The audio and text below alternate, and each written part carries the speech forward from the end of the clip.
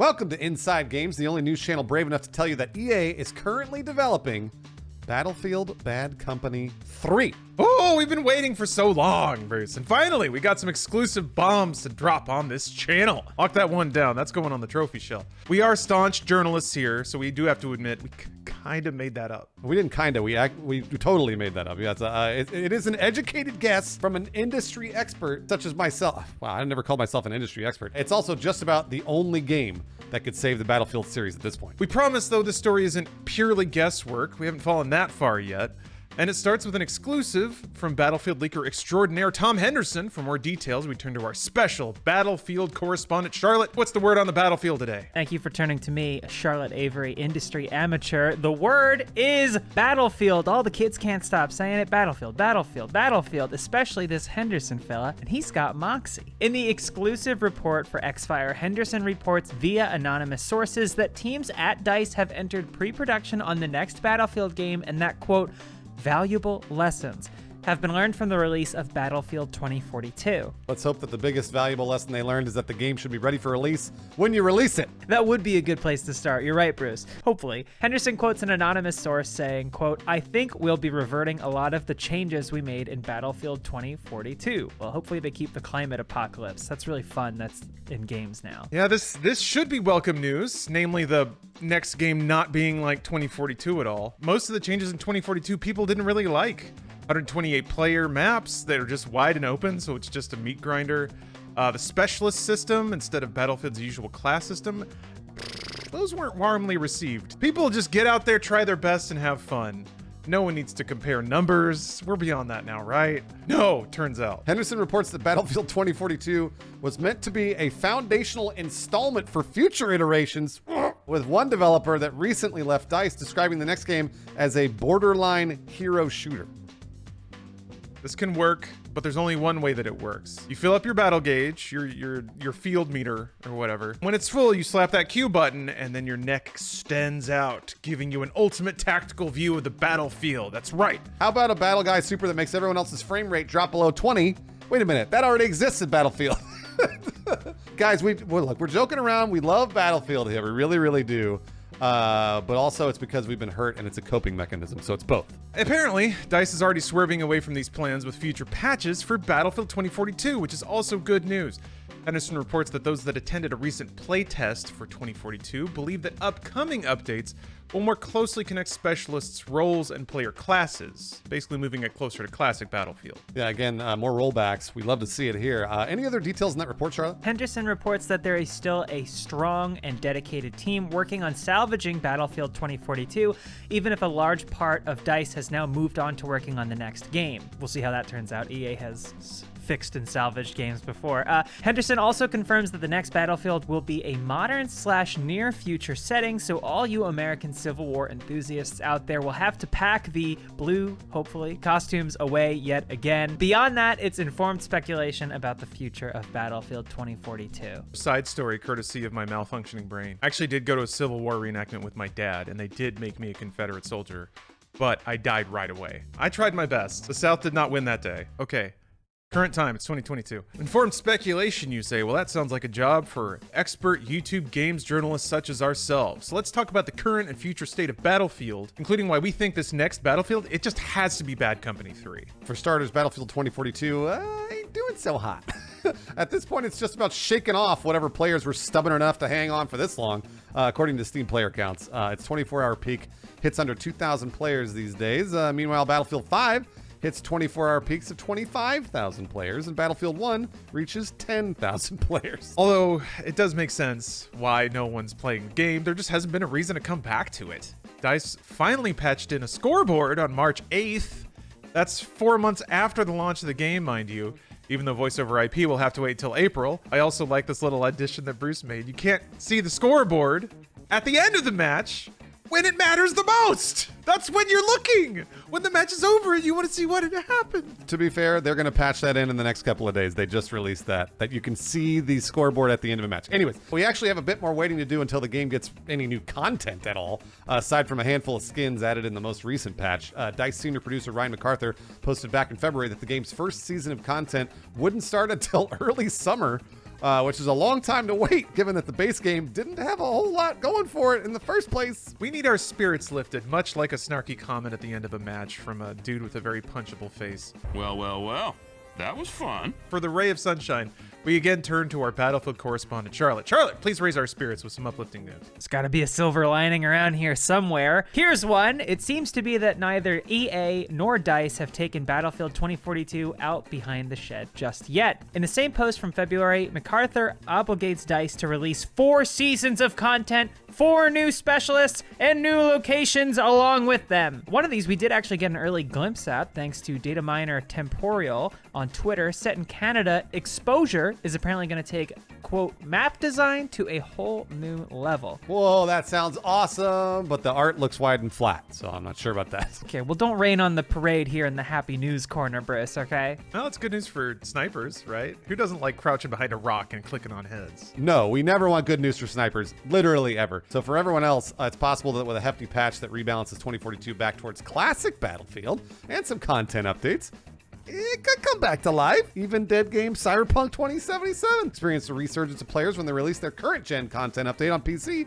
back in February. Now, obviously, for that comparison, Battlefield and Cyberpunk, and Cyberfield. Cyberpunk and Battlefield are very different games and engage players in very different ways, but it is an example of how high-profile content patches can bring players back to check out a game they may have walked away from for a while. Yeah, well, EA and DICE have largely burned through whatever goodwill they may have earned with Battlefield 2042, which was 0. There is still one brand that's still ripe for exploitation, and that's Bad Company. That's right. Yeah, we solidly predict that the next game from DICE will be Battlefield Bad Company 3 for a few reasons. What are some of those, Charlotte? Yeah, so the biggest of those reasons is that Respawn Entertainment CEO Vince Zampella is now also the head of the Battlefield franchise as of a restructuring last December reported by GameSpot. The second biggest reason is that they have no other options. So Zampella oversaw the development of Titanfall 1 and 2 at Respawn Entertainment, a franchise that stumbled out of the gate by not including any kind of story-based single-player campaign like Battlefield 2042. Meanwhile, Bad Company is a uniquely story-focused Battlefield franchise and has enjoyed long-lasting fandom because of the single-player campaign. Zampella even stated that the whole reason for including a campaign in Titanfall 2 was to, quote, expand our player base in an interview with Rolling Stone in 2016. It is tempting to compare the situations directly, and we may have given into that temptation, and Zampella will give Battlefield Bad Company 3 the Titanfall 2 treatment, which would be amazing. Titanfall 2 is an incredible campaign, and it worked. It got me into the multiplayer. Although, and this is the part that I hate because I started going through it and it's like, fuck, there's actually a more compelling argument here. If we're being honest with ourselves and with you, it's not like Titanfall 2's campaign made it a runaway success, really. Although it should have, god damn it, everyone should buy and play that game. Neither EA nor Respawn ever shared any sales numbers for the game, meaning they probably didn't blow anyone away. Analysts put it at around 4 million, which is, it's passable, but not great. Certainly not a success for a AAA shooter. Yeah, but then Respawn Entertainment did the impossible. They converted an existing AAA shooter franchise into a surprise free-to-play service game with Apex Legends, which could be a huge and amazing template for Bad Company 3 if EA decides they want to go free to play. That seems to be the whole mystery, though. According to GameSpot's report, EA wants Battlefield to become a whole universe that, quote, will seemingly span multiple games and offerings, and it'll be developed by multiple studios in both North America and Europe. That sounds like they don't want the franchise to concentrate in one free-to-play service game, which is, I guess, what I assume would happen if they decide to make Battlefield free-to-play. It's just this now. I mean, Call of Duty still has free-to-play and its $60 shooters right next to it, so maybe that's the dance they're going for. It's hard to tell at this point. What do they want, though? I mean, does that mean Bad Company 3 will be an Apex-style free-to-play shooter? Will it be a Titanfall 2-style hybrid with a narrative campaign that crosses over into multiplayer with the story characters becoming the player classes? It's kind of like Bad Company 2. Or all the above. Campaign, paid multiplayer, free-to-play products coming out of different studios. Charlotte, what do you think? I mean, I haven't played any of the Bad Company games, but ideally, a blend of story and maybe free-to-play mechanics would be best, but I don't know if I trust EA to do that without going straight for the player wallet, because time and time again, they have not been trusted with their own franchises and constantly go that way. So, I mean, I was partial to the Battlefield 1 style with the vignette storytelling, which was a really great way of showing you all the different sort of arenas you could play in multiplayer. I would like something like that. Also not something too long. I'm a quality over quantity kind of gal. I agree with Charlotte. I think Battlefield 1's vignette style not only was a really cool storytelling device, but it also managed to work in a lot of the grander scale mechanics of Battlefield multiplayer into the single player campaign. You were in these large arenas and you could, steal vehicles, run and gun, you could snipe. Like, you actually had your kind of open environment approaches to getting into enemy camps and satisfying your objectives. Imagining that combined with the storytelling panache of Titanfall 2, which is, more like a Half-Life hallway kind of game, but not quite. Somehow hybridizing those two is really appealing. Maybe you have arena sections and then more tightly controlled or tightly scripted narrative sections, where you introduce and familiarize yourself with a cast of characters that then become the classes in multiplayer. I don't know. That would endear me a lot to those characters, a lot more than I'm endeared to any of the characters in 2042. Mostly they just say annoying things and I roll my eyes at them at the end of the match. And it definitely doesn't make me care about skins or anything like that with a given character. But if I have a tender moment and a tender journey, then I will care if I get a cool little battle hat for my special little guy. For the multiplayer though, I have to admit, I'm a simple guy. 2042 is actually pretty close to what I want out of a Battlefield game, which is basically Battlefield 4. I want the spectacle. I want the big dumb explosions that I can look at every round and go, wah, right before I get domed from some sniper across the map. And this is just for me. But I want a Battlefield game where I can fly. I want to fly planes. But a month into any Battlefield game, and there's already dudes with HOTAS sticks and aviators sitting at their computers that have a geodesic dome of 20 monitors, and they're out there just tearing. All they do is live for the fucking planes, man, and they just blast me out of the sky immediately. I don't know if there's any way mechanically to make it viable for a dumb dipshit like me with an Xbox controller to stay in the sky for more than 30 seconds, but I would appreciate it. 2 words for you, Lawrence: get good. Either way, making Bad Company 3 is really the only card that EA has left to play here. We really can't see them making anything else. They've got to do a hybrid, just like they did with Bad Company 2, but then they also have to add a free-to-play. I've been saying this for years about Battlefield. They've got to do the single-player campaign Bad Company 3. They've got to just do normal Battlefield multiplayer with Bad Company 3, and then a few months later, they got to release they're free to play based on Bad Company 3. Whatever engine they're going to use, whatever classes they're going to pull from that single player campaign of Bad Company 3, it's got to be free to play.